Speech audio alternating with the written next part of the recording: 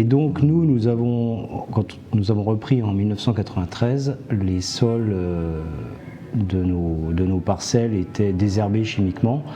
Et on s'est posé la question à cette époque de changer la façon de travailler. Donc nous avons commencé à stopper les désherbants et utiliser du labour, utiliser de l'herbe pour régénérer un peu la vie des sols et de faire très attention à tout ce qu'on pouvait faire. Donc ce qui s'est passé, c'est qu'en fait sur nos parcelles, les rendements ont diminué. Et donc il y a eu une régulation un peu naturelle de la quantité de raisin et surtout une légère amélioration de la qualité des raisins. En 2006, on a coupé des parcelles, c'était une parcelle sur Ambonnet qui s'appelle Les Feuchères. On avait fait 3 essais avec de la silice et en fait quand on passait au bout de la vigne on voyait la différence et c'était net. Et là, je me suis dit, il faut qu'on continue dans cette voie-là. Il n'y a pas d'autre solution.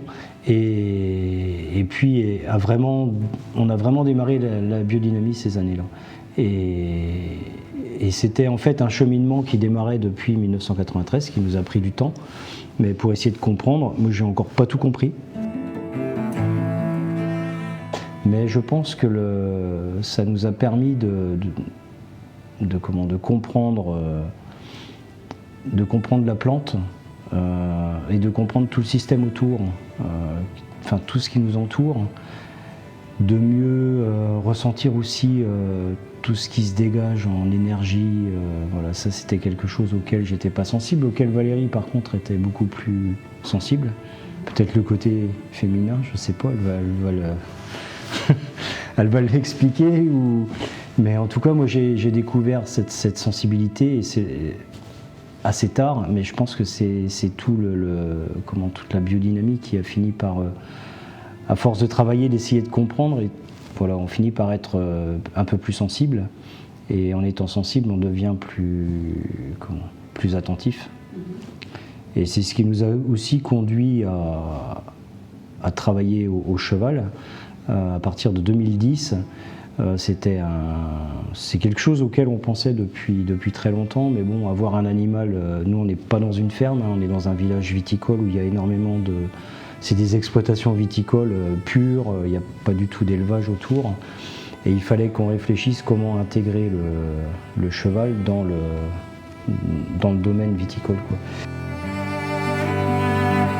Parce que pour terminer, je pense que les vins chez nous c'est toujours facile d'en parler parce qu'on a l'impression que tout va bien, mais je pense sincèrement que les vins, ils ont évolué vers une plus grande fraîcheur, un plus grand équilibre et surtout une certaine verticalité. On le voit quand on fait des dégustations, on a quelques parcelles qu'on vinifie depuis 1993, toujours la même parcelle et avec des modes de conduite qui ont évolué chez nous. Et en fait, les vins aujourd'hui sont...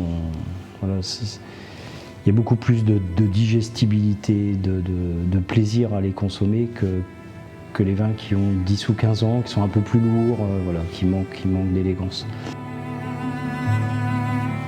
Ce qui a permis aussi d'avoir des vins où on a limité énormément tous les intrants, on n'a plus du tout de soutirage, on n'a jamais fait de bâtonnage.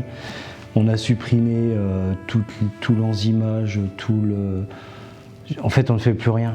Et on a même été jusqu'à supprimer sur certaines cuvées, je pense que ça va évoluer encore, on vinifie sans soufre. Et ça, c'est aussi quelque chose qui n'aurait pas été possible, je pense, avant. Mais ça, c'est quelque chose que j'avance, que j'en suis pas certain parce que je ne l'ai pas testé avant, mais en tout cas, aujourd'hui, la vinif sans soufre, elle est chez nous. Je pense d'ici quelques années, on aura plus de moitié du domaine. Et l'idée, c'est peut-être de tout avoir comme ça. En fait, moi, on s'est plutôt posé la question, on reprend quelque chose qui existe mais qui n'est pas en grande forme. Et on s'est plutôt posé la question dans ce sens-là, comment on peut faire pour que ce soit en forme. On sait pas.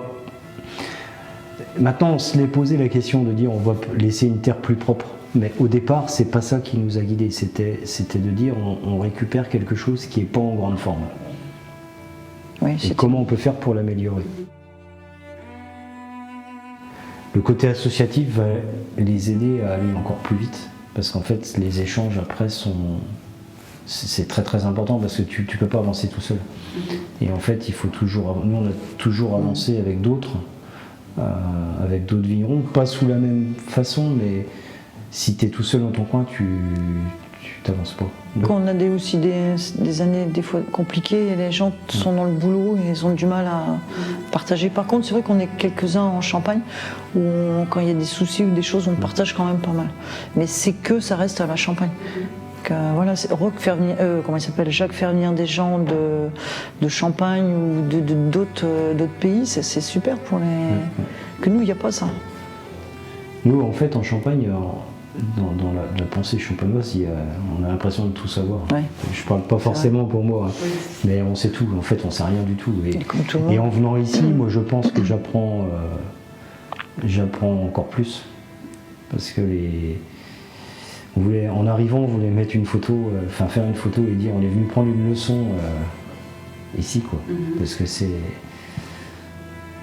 il y a cette volonté d'avancer en groupe